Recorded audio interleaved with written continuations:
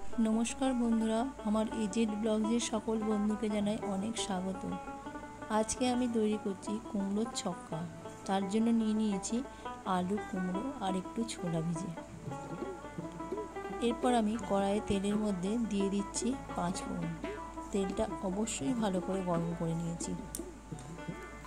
ভীষণ সহজ পদ্ধতিতে কুমড়োর ছক্কা তৈরি করছি। তেলটা গরম হওয়ার পরে দিয়ে দিলাম 5 ফোড়ন।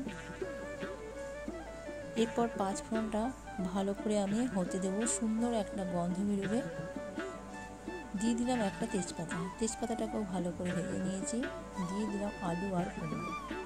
আলু আর কুমড়োটা ভালো করে আমি একটু নাড়াচাড়া করে নেব বেশ কিছুক্ষণ ধরে। নাড়াচাড়া করার পরে আমি ফিরে এসেছি। এরপর এর মধ্যে দিয়ে দেবো একটু হলুদ আর একটু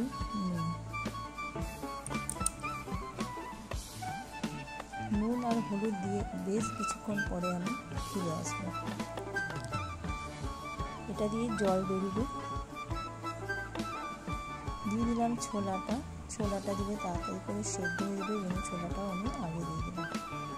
আবার ভালো করে আমি নেড়ে নিচ্ছি।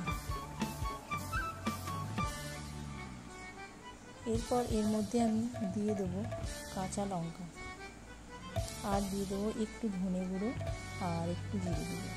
এরপর ভালো করে আমি মশলাটাকে কষিয়ে নেব। একটু জল দিয়ে দিলাম যাতে তলায় না লাগে।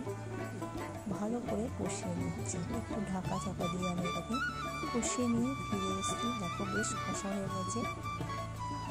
একটু মশলা দিয়ে দিলাম, আবার নাড়াচাড়া করে নিচ্ছি। আলু যেহেতু সেদ্ধ হয়নি সেই জন্য আমি এর মধ্যে একটু জল দিয়ে দেব।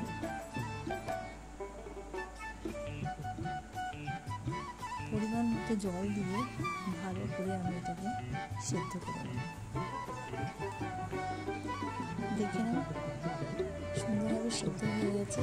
আমি দিয়ে দিলাম একটু গরম মশলা নামানোর আগে। আর এটা আমি তৈরি করে নেবো একটু মাখা মাখা টাইপের, সেই জন্য জলটা পরিমাণ মতো দিয়ে দিয়েছি। তৈরি হয়ে গেল আমার এই কুমড়োর ছক্কা।